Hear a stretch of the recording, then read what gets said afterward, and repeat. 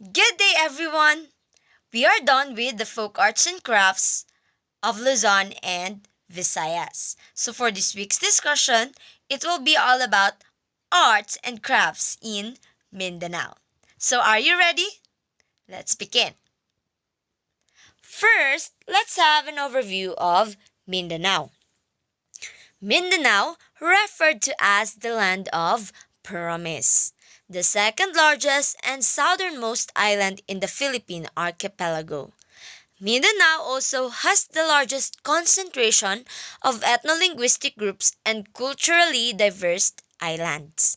These groups are mostly Muslims from the Bajau, Iranon, Jamamapon, Calagan, Kalibugan, Manobo, Maguindanao, Sama, Bangingi, Sama Pangutaran, Samal, Sangil, Tausug, and Yakan groups.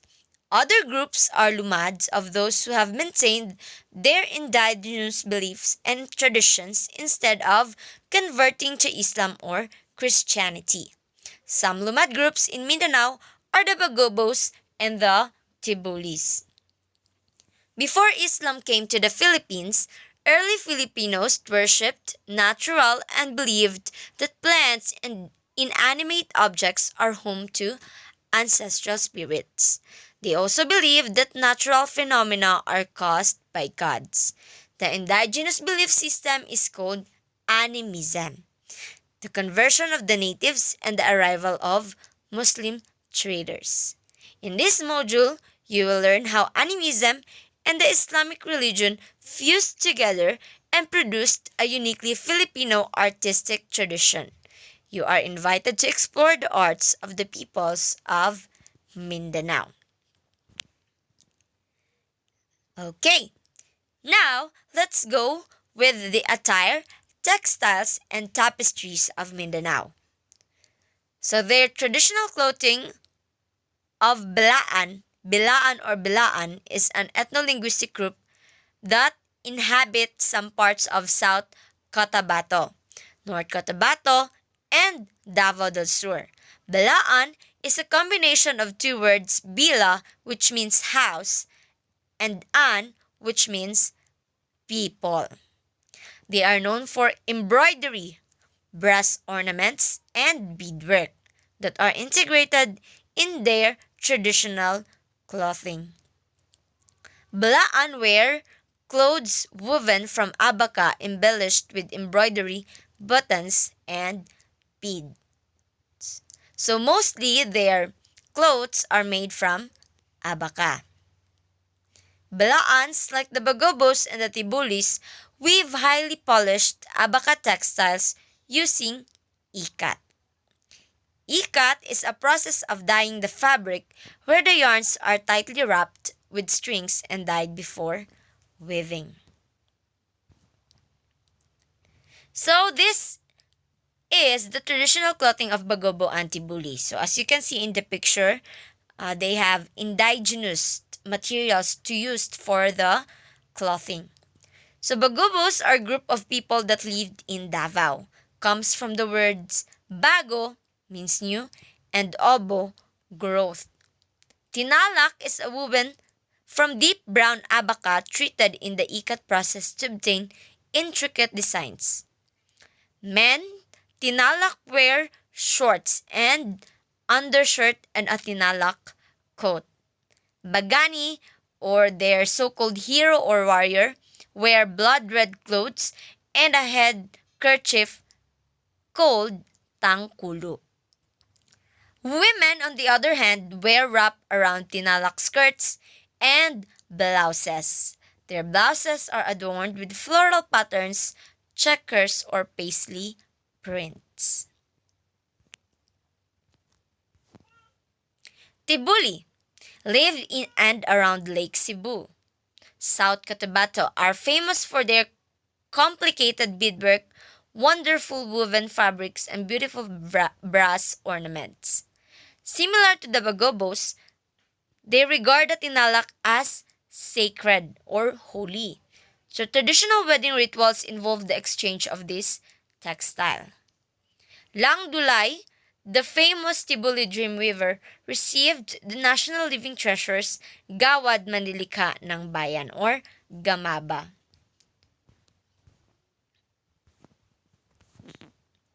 Men are not allowed to touch the materials used in the weaving process. The weaver is forbidden to mate with her husband during the time that the cloth is being woven. Tinalak production is a painstaking process that requires patience, a lot creativity, good memory, and a range of skills learned from a young age by the weavers.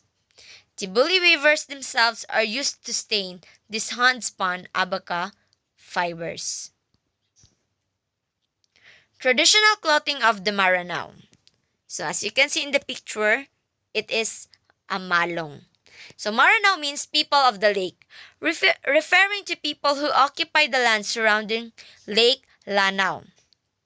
They are famous for their artworks, intricate weaving, wood carving, metal craft, and their epics. Maranaos are known for their malong. So malong is a traditional Filipino tube skirt that is made of hand-woven or machine-made multicolored cotton cloth, bearing a variety of geometric or floral design. Malong is similar to the strong worn by people in Malaysia, Brunei, and Indonesia. But unlike sarong, the malong is longer and stitched together at both ends to make a tube. So malong is an important part of Maranao life. Kapamalong or Sambisa Malong traditional dance demonstrates the various ways of wearing a malong and its uses. So Yakan, popular for their skills in weaving. Their home at Basilan, they weave very intricate designs in their textiles, which they use for their clothes and other accessories. Yakan handloom fabrics are known for the use of bold colors and geometric patterns. Fabrics are traditionally used as garments. Seputangan is a square cloth used by Yakan women as a head cover or as a belt. Bajulapi is a tight blouse with long sleeves. It is ornamented with gold, silver, or bronze buttons. Pinalantupan, a type of skirt layered over the trousers. So these are the examples. Okay.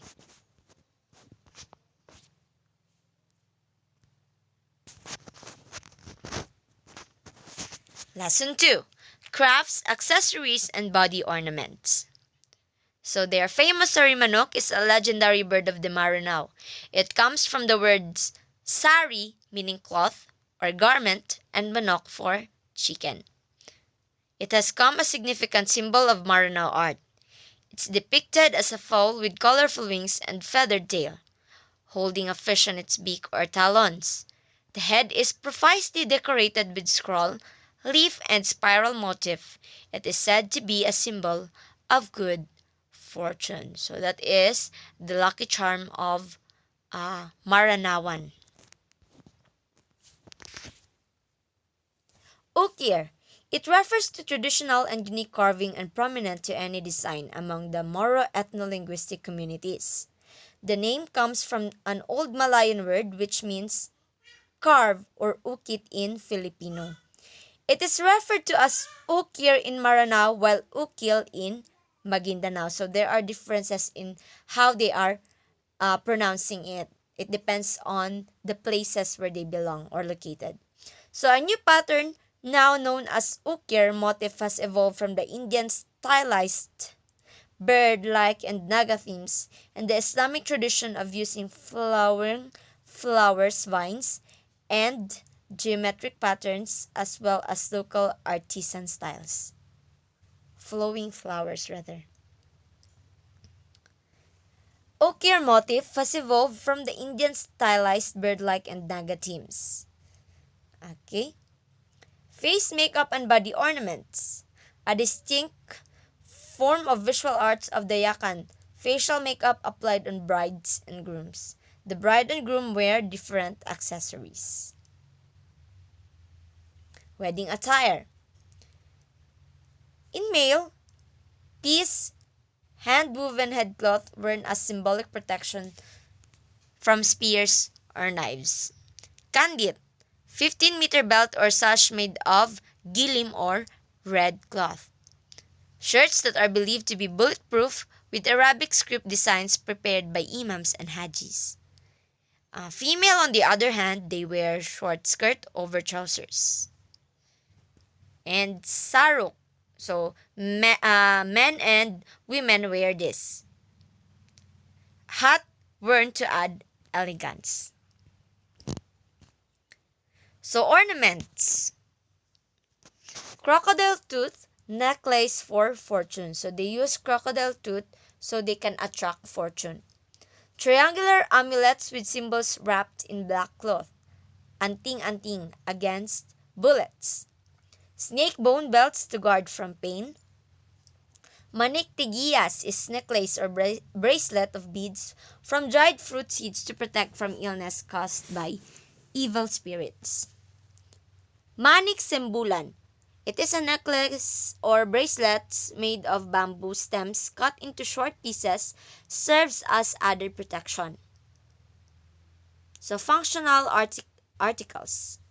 Pegupaan, bamboo container for chewing betel nut.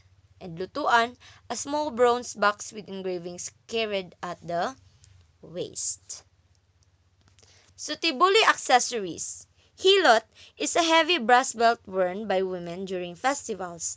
The tibuli nobility wear with bracelets and anklets, furnished with ball bearings that make sound as the wearer walks.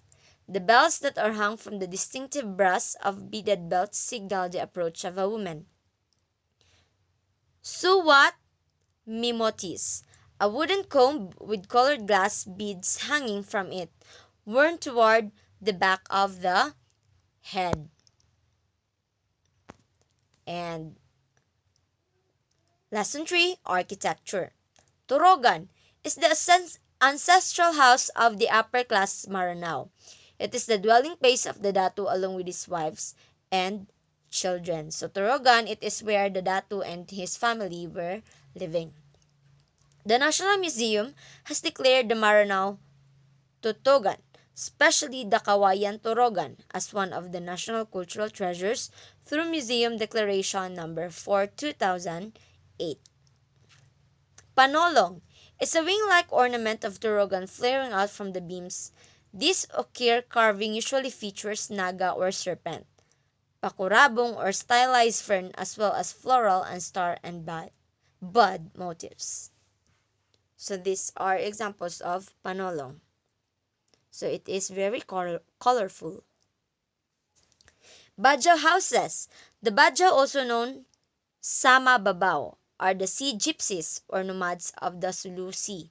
Their main source of livelihood is fishing and hunting. Thus, most of them live in boat houses or houses on stilts around the Sulu archipelago. The Grand Mosque of Cotabato, the largest mosque in the Philippines. The Sultan Haji Hassan al-Bolkiah Masjid, or also known as the Grand Mosque, sitting near the idle banks of Tamontaka River, is founded by the Philippine government and the Sultan of Brunei, for whom the masjid was named. The mosque occupies 5,000 square meters of 5 hectares land. So it is really considered as the largest. Fort Pilar, Zamboanga. The historical Fort Pilar, also called Real Fuerza de Nuestra Señora del Pilar de Zaragoza, was founded in 1635 and still stands strong until today. It was engineered by Father Melchor de Vera, a Jesuit priest. Monastery of the Transfiguration of Bukidnon. Monastery located at the top of the hill of Malaybalay, Bukidnon. Founded by Father Abbot Eduardo Africa and run by the Benedictine monks. The pyramid-like structure was designed by the national artist for architecture, Leandro Locsin. It is one of his last design and considered as one of his best, aside from the cultural center of the Philippine and Davao International Airport. Santo Rosario Church of Camiguin. The church is located at the town of Sagay, Camiguin Island. The original church was built in 1882 using coral stones, but old infrastructures were too weak. It was retrofitted with steel bars using modern building techniques. The unique things you can find in the church: the builders used two local materials, particularly woven bamboo skin, which highlights the local traditions of the island. Okay, sculptures. Maitom jar, an earthenware vessels for secondary burial from Sarangani province. These artifacts were discovered in 1991 and are now in the protection of the National Museum. Some experts argue that these jars are not only artistically significant, they also hold key information of historical and anthropological importance. So these are the examples of sculptures: Tiboli wood carving and brass casting and pottery. Wood carvers get their inspiration from the wildlife in their local area. Marano wood carving and metal casting. Rarub aklong is a metallic armor made of brass plates, carabao horn, and interlocking riglets. Kampilan, single-edged steel sword with a handle made of hand-carved ivory in the form of the head of the naga or a serpent. Handcrafted gold and hanged horsehair at the bottom of the handle. Batige, a large manually carved wooden top inlaid with mother of pearl. It is used by adult males to test their skills and strengths. So these are the examples of wood carving and metal casting. Candy is a heirloom teapot or kettle used for hot water, coffee, or tea. Gador is a large, intricate, decorated with metal tobacco container. It has become an item of interior decoration in proper Maranao households. And lastly, lesson 5, functional art. Balanghay. The balanghay is also known as balangay or butuan boat. It is a large wooden boat used by the pre-colonial Filipinos to traverse the seas for trade or migration. Archaeologists found parts of the balangay in Butuan City in 1976. These artifacts are dated from anywhere between 320 to 1250 CE. They are estimated to measure 15 meters long and 3 to 4 meters wide. And Vinta, this boat is traditionally made by the Badjaus who live in the Sulu archipelago. The sail consists of several colors and geometric shapes representing the colorful culture and history of the Muslim people. So those are the arts and crafts from Mindanao. So I guess this ends our discussion. If you have questions and clarifications, you can message me directly on my Facebook account. Thank you and God bless.